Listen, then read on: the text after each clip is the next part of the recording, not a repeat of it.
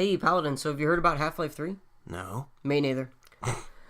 And that's going to be the theme of today's episode here on Rogue and Paladin. We're going to be talking about expansion packs, sequels, and DLC.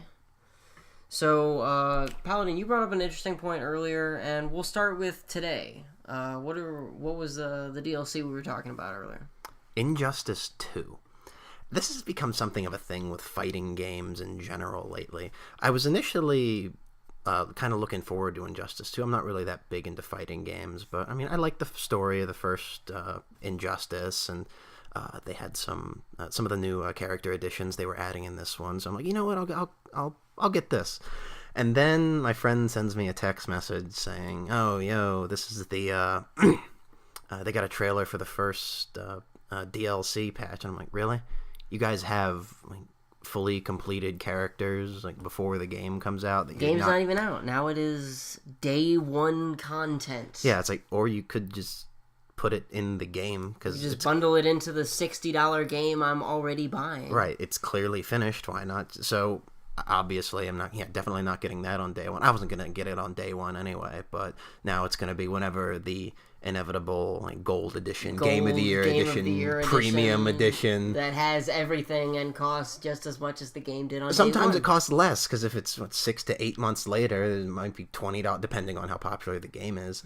The game will be $40, $30, or even $50, but rather than paying, it would probably be $10, $15, $20 for this character DLC that should have been in the game anyway. So I'm paying $60 for the game. And then this is expansion pack 1, so that means there's going to be more than just one. So if I wanted every single character, let's say there's 4, that's an additional $40. That's almost the price of buying the game again. So rather than paying $60 for the full game, because this is clearly stuff that was supposed to be in the full game, yeah, I'm waiting. And basically, to buy the full game. at this point, we're not even talking about Injustice. We're talking about any game that's been, almost any game that's been released in the past. Let's take a conservative estimate and say, 15 years.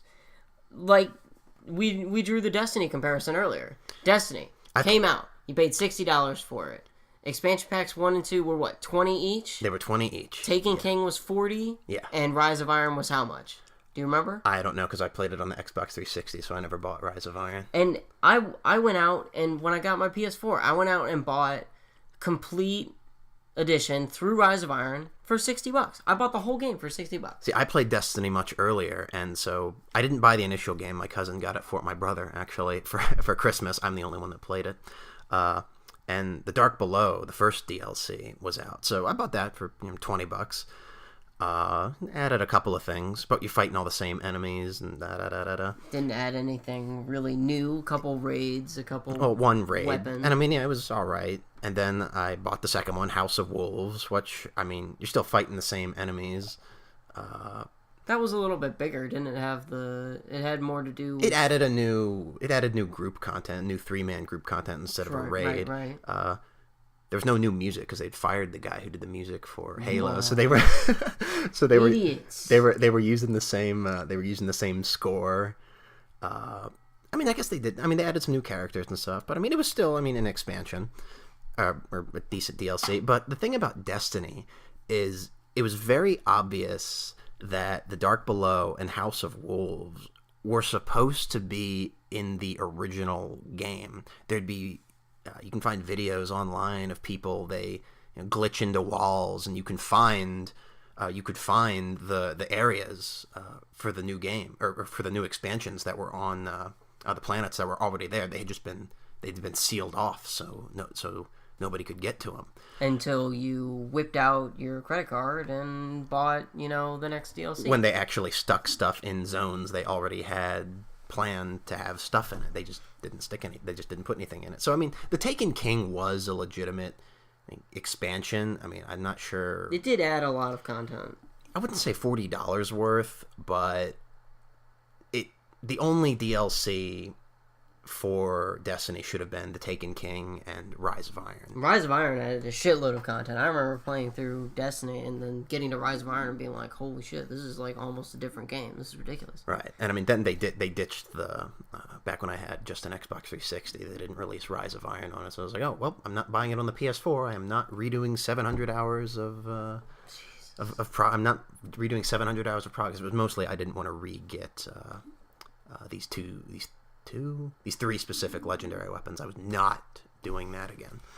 Yeah, well, that was sort of Destiny's problem. We're getting sort of on a little Destiny rant here, but that's sort of Destiny's problem in that it came out sort of the end of the last console generation's life and the beginning of this most recent console generation's life, and it's sort of that was a poor choice, based on and there are people there were people who had spent well over $100 just buying the game that they already owed or that they already owned.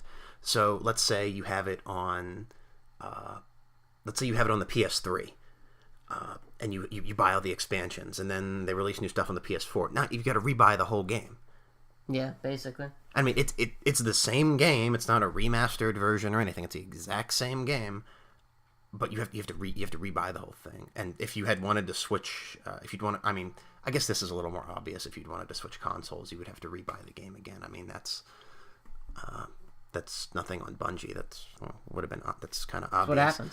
Yeah, but if I'm playing in the same world with the same people, and it's I'm rebuying what I already bought. You're redoing what you already did. You're rebuying what you already bought. You get what you pay for. Okay, right. So let's rewind a little bit. We got sort of off track on a little Destiny rant there, but it's just a good example of DLC expansions and we're using selling games in chunks. Right now, we're using the term DLC and expansions interchangeably, and that's not exactly true. Expansions, and a lot of people will not say the first expansion or whatever, because the point can be made in 100 different places where the very first expansion was, or iterated, or whatever term you want to use there. But a lot of people go back to Blizzard with Diablo 2 and the original StarCraft. And actually, I'd like to draw the StarCraft comparison first. StarCraft came out. It was great. It was a huge hit. Immediately after they saw that it had sold a bazillion copies, they were like, holy shit, we need to make an expansion. StarCraft Brood War had the same amount of content as the original StarCraft. Was sold. That's an expansion pack. To me, growing up playing StarCraft, playing Age of Empires, and then Age of Kings, and then the Conqueror's expansion, those to me are expansion packs. And then you fast forward to, I want to say it was like 2009, but Wings of Liberty. When Wings of Liberty came out, people were like, holy shit, what are you talking about? Like, there's going to be 3 games, and they're going to be $60 a piece. Like, this is ridiculous. Like, but Wings of Liberty is at least, at bare minimum, a 40-hour story. Then you have Heart of the Swarm, at least, at bare minimum, a 40-hour story. You're getting 3 games, and you're actually paying for 3 games. And then they're just not labeled as sequels. They're not sequels. They're all a sequel to the original StarCraft. And it's a continuing story. And nowadays you have things like, with most companies, notably, I think the biggest offender of this is EA, easily. They sell The Sims, right? And so everything is a microtransaction. Everything is DLC. A chair for your Sims house is 99 cents. So, okay, that doesn't seem like a big deal. So get that chair, Now I want that lamp. Now I want, that table. Now I want those clothes. Add it all up, and you've spent $100 on unnecessary stuff. Right. That really probably should have been in the game in the first place. Exactly. And sort of the rise of DLC versus expansion packs also is contributed to the availability of internet, high-speed internet, broadband internet, and high-speed internet in general. Back in the day when StarCraft came out, you didn't want to download Brood War because it would have taken you 3 weeks to download that much data connection. on your dial-up connection. Nowadays, it's going to take you, if you have a shitty internet connection, it'll take you 3 hours, but you still have the whole thing. And that's really like sort of when the line blurred for me between expansion packs and DLC. The availability and ease of access for digital content has changed to meet the market for the internet. And I mean, it's also it's a business dealing. It's the principle of they control the product, the game industry. The game industry. They control the product. Yeah. We're gonna buy it however they choose to sell it, because they're the only ones that are providing it. So they can choose to sell it to us however they want, and we're going to buy it either way. We'll grumble about it. Yeah, we're going to grumble about it, but that's got to stop. This shit has got to stop. And I'm going to get up on my soapbox here for a minute, and this shit has gone on for too long.